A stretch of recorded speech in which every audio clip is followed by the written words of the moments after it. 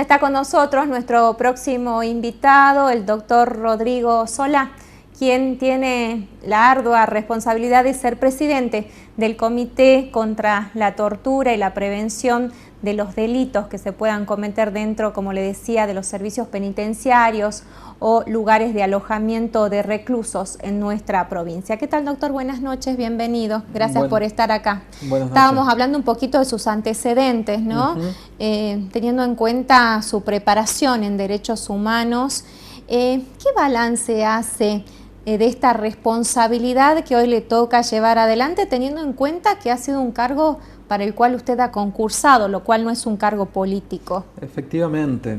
El comité, que está en funcionamiento desde hace 3 meses, surge de una ley, que es la 8024, que crea como un órgano independiente, autónomo, autárquico, con una figura que se llama el Comité para la Prevención de la Tortura, que está integrado por 5 miembros que responden a distintos sectores, ¿no? Todos tienen que pasar por concursos públicos de antecedentes, oposición. Yo, que provengo de los sectores de organizaciones de organismos de derechos humanos y otras organizaciones sociales, participé de ese concurso específico en el año 2019. Y finalmente, luego de todo un proceso muy activo, especialmente por parte de los organismos de derechos humanos, finalmente se logra que este año el comité esté activo y plenamente en funciones, ¿no? Es una gran decisión política, ¿no? Porque esto saca a las claras algunas falencias que tiene el sistema y que no es privativo de Salta, porque sabemos en qué estado se encuentran, digamos, todos los servicios penitenciarios del país. ¿Cuál es la situación en Salta? Bueno, nosotros... Si usted tendría que decir un análisis pequeño al respecto. Sí, nosotros ya podemos ir haciendo un balance, en parte por nuestras experiencias anteriores y otras ya las propias que tienen que ver con el comité.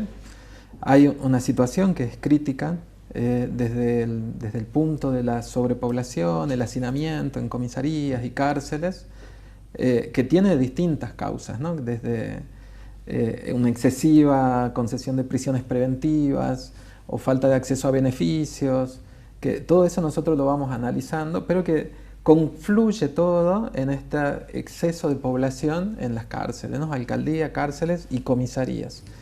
Convengamos que las comisarías ya no eran lugares para detención, sin embargo, por la falta de lugar se han vuelto a convertir en esos lugares. Exacto. Ya hace muchos años en Salta se tomó la decisión de crear las alcaldías como un espacio donde están alojadas las personas que no están condenadas, ¿no? Y sacar de las comisarías, que son espacios que no están acondicionados para alojar a personas de forma permanente y donde se producían muchos abusos, ¿no? Entonces para eso se crearon las alcaldías de varones, de mujeres, que también están sobrepobladas. Entonces hoy la situación es que también las comisarías, sobre todo las comisarías del interior, del norte provincial, tienen una gran cantidad de personas allí alojadas. Nosotros estuvimos en Tartagal haciendo un relevamiento. Eso le iba a preguntar. Y detectábamos en algunas comisarías 60 personas que habían procesados, detenidos, condenados, sin ningún tipo de condiciones, ¿no? Sin baños, sin posibilidad de tener recreaciones, trabajo, educación, todo lo que tiene que ver con la función de resocializar, no la tenían, no tienen duchas, no tienen camas. No tienen colchones para todas las personas, algunos tienen medio colchones, algunos ninguno directamente. De hecho, algunos duermen de noche y otros de día. Exacto, en algunos destacamentos se da esa situación, que son tantas personas en un espacio tan pequeño que se tienen que turnar para dormir porque no entran todos en el piso acostados. Entonces nosotros hicimos informe, pues nuestro rol es monitorear la situación en cualquier lugar donde hay una persona privada de su libertad, que no puede disponer de su libertad. Informar cuando detectamos que hay irregularidades o incumplimientos a las convenciones internacionales y a nuestra normativa nacional y provincial, y emitir una serie de recomendaciones dirigidas a distintos poderes. Cuando ustedes hicieron esta advertencia sobre la comisaría 42 de Tartagal, obviamente que dieron un plazo de ejecución para que esto se revierta.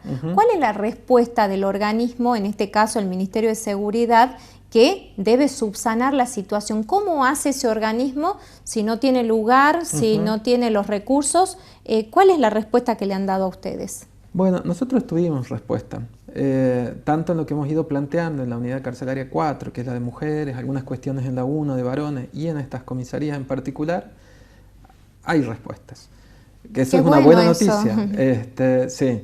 ¿Y cómo se subsana? Entonces ya, por ejemplo, en el tema de la comisaría 42, en el mismo momento que nosotros ya estábamos haciendo el monitoreo, un juzgado, un juez, en realidad el juez Martocha, que es un juez de tribunal en Tartagal, ya había dictado un habeas corpus para el traslado de los condenados a las cárceles, y eso ya empezó, ya está todo ese proceso de todas las comisarías de embarcación hasta Tartagal, de eso trasladar a las cárceles.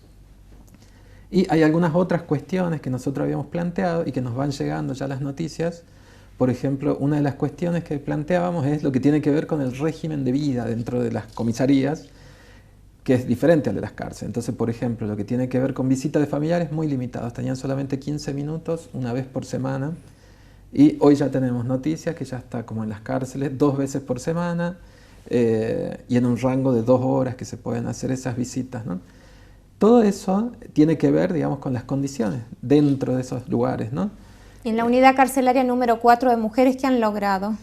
Bueno, en la 4 de mujeres, nosotros en cada espacio intentamos detectar las cuestiones generales y a su vez identificamos algún tema especial de preocupación, ¿no? Entonces en la de 4 de mujeres planteamos, además de como 15 recomendaciones, especialmente lo que tiene que ver con las celdas de aislamiento o que nosotros interpretamos como de castigo, ¿no? Porque son celdas que no cumplían con No las es que la condiciones. interpretan, se cumplen en ese sentido. Exactamente, se cumplen ahí, pero bueno, muchas veces el servicio penitenciario dice, no, nosotros consideramos de aislamiento que también es para la preservación de la persona, pero a los fines prácticos, bueno, están castigados en un espacio que no reúne las condiciones, ¿no?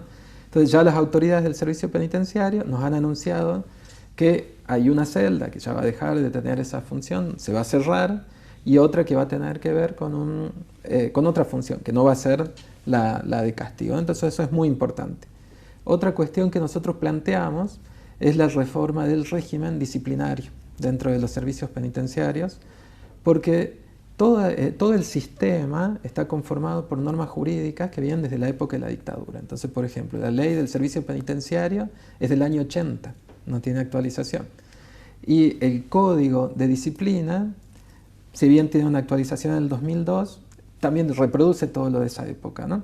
Entonces hay muchas cuestiones que nosotros planteábamos que tiene que ver con que si a la persona le van a aplicar una sanción, tiene que conocer efectivamente qué hechos pueden ser, cuál es la sanción. No decimos que no exista porque régimen disciplinario tiene que haber, pero tiene que haber unas condiciones de legalidad, ¿no?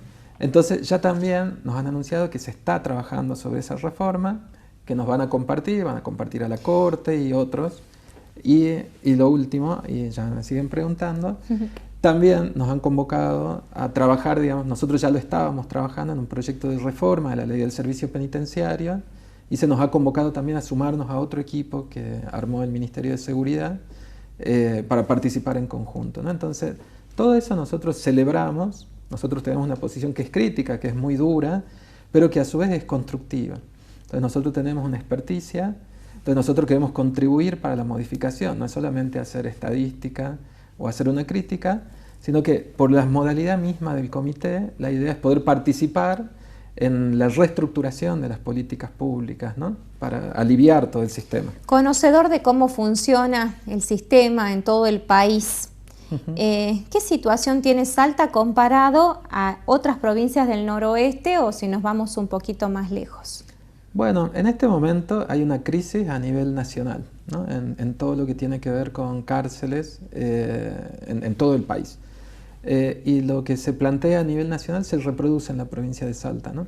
Este exceso en la prisión preventiva, hacinamiento en cárceles y en las comisarías, personas detenidas por prolongados periodos de tiempo. En abril hubo una comisión del Subcomité de Naciones Unidas de Prevención de la Tortura, que sería como nuestro par a nivel Naciones Unidas.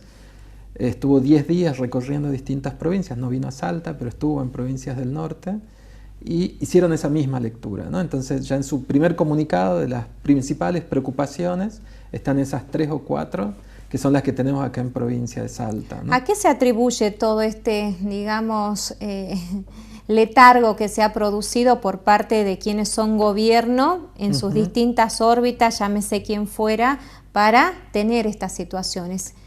Bueno, es una situación que es muy compleja, es de larga data, en algún sentido es estructural también. ¿Por qué del no sistema. se invierte? Porque, bueno, hay que tener en claro en qué se va a invertir también, ¿no? Porque a veces dicen, bueno, la solución es, vamos a hacer más cárceles, pero eso es parte de una solución, no necesariamente la solución, es parte. Digamos, lo que hay que trabajar también es poder identificar cuáles son las causas y cuáles son los elementos que llevan, por ejemplo, a esta sobrepoblación, ¿no? Ideal sería trabajar sobre todas las causas, sobre todas las condiciones, para que no hayan personas que delincan. Siempre actuamos, ¿no es sobre el resultado, claro, no sobre la prevención. Pero sobre el resultado también hay que actuar. Entonces hay algunas cuestiones que tienen que ver con los procesos judiciales, con demoras en los procesos judiciales, hay demoras en el acceso a beneficios, hay cuestiones que tienen que ver con las defensas, con el Ministerio Público Fiscal, cuestiones que tienen que ver con la propia burocracia del sistema, que hace que las personas, desde el momento que es sospechoso de haber cometido un delito, pierda ya su libertad. La prisión preventiva es la regla.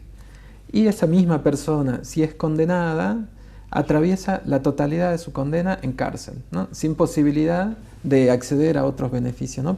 Es muy complicado por los conceptos que hay que tener y demás, pero también por los tiempos que demandan el acceso a un beneficio, que la persona cumple la totalidad. Incluso hay personas que están más tiempo hasta lograr, digamos, que un juez dé el alta y ya se le dé la libertad total, ¿no? Libertad y doctor, plena. Si tenemos que hablar de lo que es el servicio penitenciario y su personal, ¿usted qué mirada tiene en este tiempo tan corto dentro de lo que es el comité, pero sí por su experiencia con respecto a cómo se maneja? ¿Hay excesos? Bueno, nosotros tenemos muchas alegaciones de malos tratos, nosotros le damos ese tratamiento, pues nosotros hacemos visitas que son de forma intempestiva, sin previo aviso, a veces porque hay una denuncia y a veces, bueno, porque nosotros regularmente hacemos estas visitas y en muchas ocasiones hay testimonios de abusos, malos tratos y demás. Nosotros eso lo tomamos y lo derivamos a la Fiscalía Penal en Derechos Humanos, que son los que siguen toda la tramitación, ¿no? Nosotros sí lo que notamos es que esa recarga que tiene el sistema hace que a su vez se traslade también en el personal del servicio penitenciario, ¿no? ¿A eso lo atribuyen ustedes? Eso en parte. Pensamos también que hay formación que falta. Tiene que haber formación en derechos humanos, en la perspectiva de género, interculturalidad, de tratamiento a personas con discapacidad. Me parece que todo eso hace un combo que lleva, digamos, a estas situaciones de abusos, ¿no? Pero que son cuestiones que son claramente que se pueden trabajar. ¿Cuál es la superpoblación en Salta? Y en este momento es una sobrepoblación de aproximadamente del 40%. En general, digamos, si contamos todas las unidades carcelarias y las alcaldías. Algunas con un porcentaje mucho mayor. La alcaldía, por ejemplo, es lo que está más excedido, que tiene una capacidad para 350 aproximadamente, y no baja de los 800. ¿Hay condenados en la alcaldía? Sí, también. ¿Y ustedes pueden insistir con respecto a los traslados de esas personas? Sí, insiste también el defensor oficial o el defensor privado. Y de esa población de la alcaldía, ¿cuántos ya tendrían condena que debieran pasar al servicio penitenciario? Sí, nosotros ese dato en este momento no me lo acuerdo, pero en el sistema en general, en este momento hay un 22% de procesados, digamos, en ese exceso. Cuando hablamos de alcaldía. No, de provincia total, Ajá. Cuando hablamos dentro del sistema, ¿no?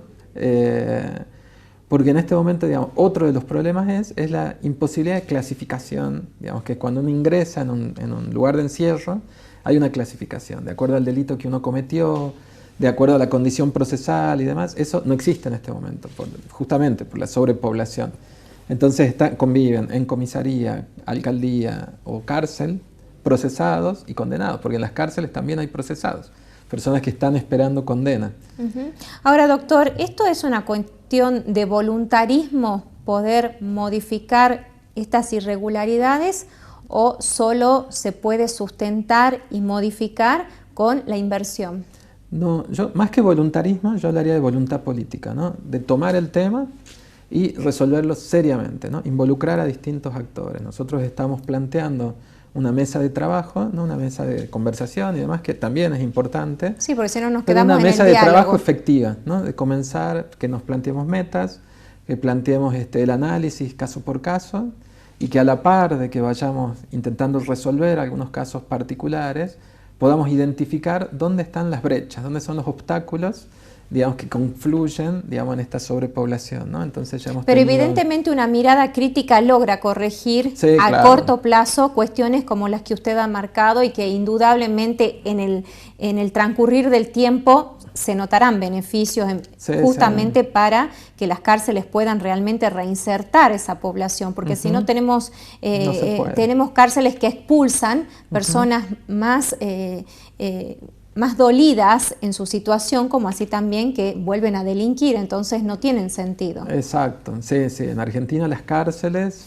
digamos, la función es la resocialización, ¿no? Expulsan Exacto. Delincuentes definitivamente después. Exactamente. Hoy en día están solamente, la función es alojar a personas que tienen un proceso o una condena, ¿no? Pero la resocialización es imposible realizar en esas condiciones. Ahora, ¿las cárceles están pobladas por gente de qué nivel socioeconómico, doctor?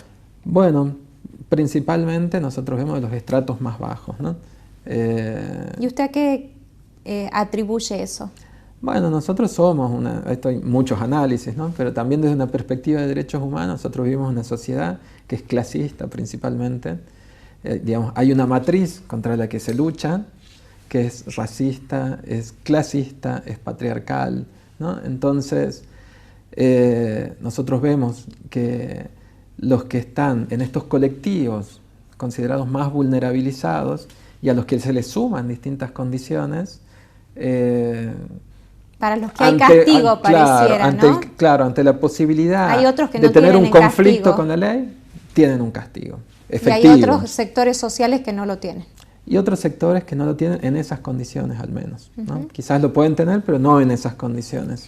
Doctor Rodrigo Solá, esperemos que el trabajo que han encarado dé su fruto justamente, ¿no? Para poder revertir esta situación y en caso de que aquellas personas que obtengan la libertad se puedan reinsertar en un ambiente saludable en beneficio de todo el contexto social. Así que lo alentamos al trabajo que están haciendo. Bueno, muchas gracias. Esa es la finalidad del comité, poder advertir de estas cuestiones y trabajar por la resocialización, ¿no? Porque estas personas puedan volver a ser parte de la sociedad y que todos podamos tener una convivencia pacífica. Así es, gracias. Muchas gracias. Última pausa, ya volvemos.